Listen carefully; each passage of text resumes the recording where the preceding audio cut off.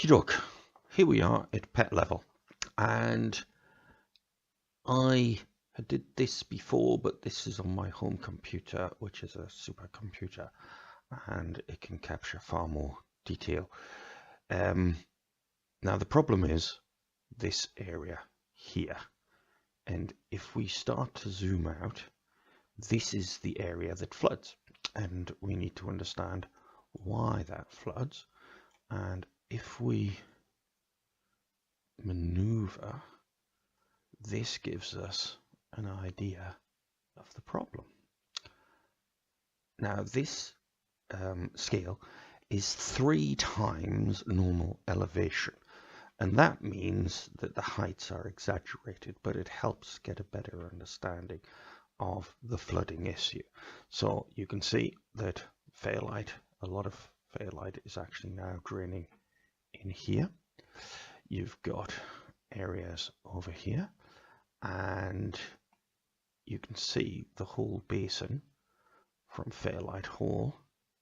All this is draining in here, and we have to look at why drainage is happening. You've got agricultural drainage, which drains, and you've got the land itself. What is the rate at which water is transferred? And we can see that vegetation has a huge role, as well as drainage that is put in by people. Then you've got the issue of drainage of hardened surfaces that people may have put on. So all that water rushing down floods these houses, because this whole area here, water comes down in a freak event. So I thought we'd go and have a look at the various features.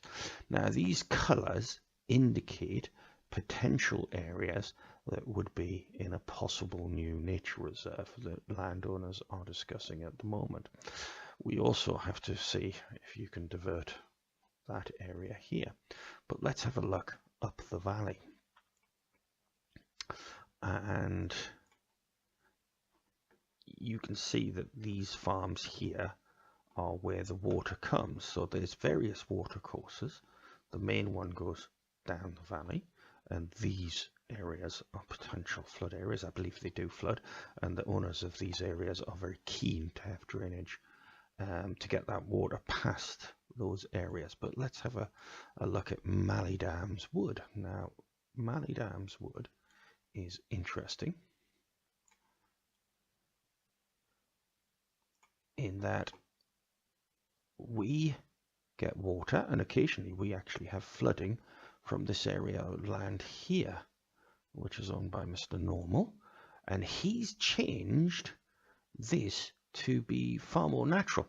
His formal gardens have now got areas that are overgrown and managed for bees and whatnot, and that's stopped our flooding problems at the Mallee Dams Education Centre. Just a simple change in land use, i.e. not mowing the grass, of these areas here. He also had some ponds that used to be, the previous owner had built some ponds, but they had full water. Now one of the ponds is completely empty. Its puddling has failed, but that means that has capacity to absorb water, so the ability to retain water has much improved because of Mr. Normal's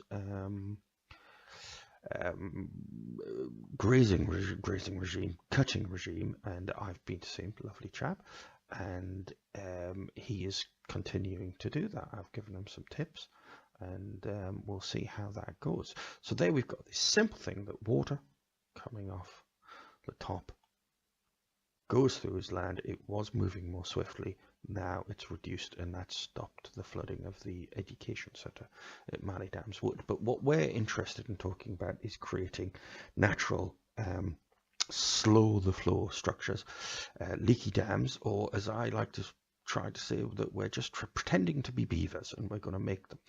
The main area we should concentrate is the watercourse that runs through Mallee Dams here, and obviously we have to have agreement from neighbouring landowners, but in some areas they won't flood neighbouring properties. The section of the watercourse actually goes down here, that's contained within RSPCA's land holding, and that would be the perfect spot for creating leaky dams. We also have some area that come down here, and again, so basically this section here, and there's a couple of water courses coming through Mallee Dams would be excellent for leaky dams. We can also see areas here in Hoodwood that would be a great potential, and our organic gardening friends over here, there is a potential for this. But to maximize the potential of stopping Pett Levels flooding, you're really looking at land around the basin, around here. And how can we slow the flow? Well, that's not having it under arable. Arable reversion to grazing is going to create a lot of slowing the flow, but also looking at the quality of woodlands, because woodlands can be both good places to capture water, but some woodlands actually not that good. And the more natural the ground flora, the more dense the vegetation. Certainly up here, what you want to do is ensure the heathland character to the woodland is in that complex vegetation, and the soil structure underneath it absorbs water, slows the flow, vegetation slows the flow. Complex organic soils help suck in the water into the ground and hold it, and it's all about preventing that peak flow of water. So when rain falls here, slowing the flow, and you can see how it comes down the valley and all the way to Pett Level. So one of the options we're thinking about is how can we put in these beaver-like structures that will help slow the flow.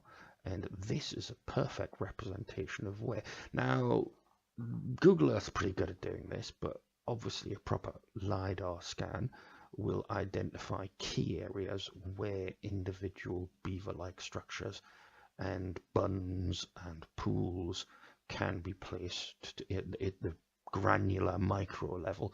But this pretty much tells us which water courses need to be done. And this is the one we can do down here.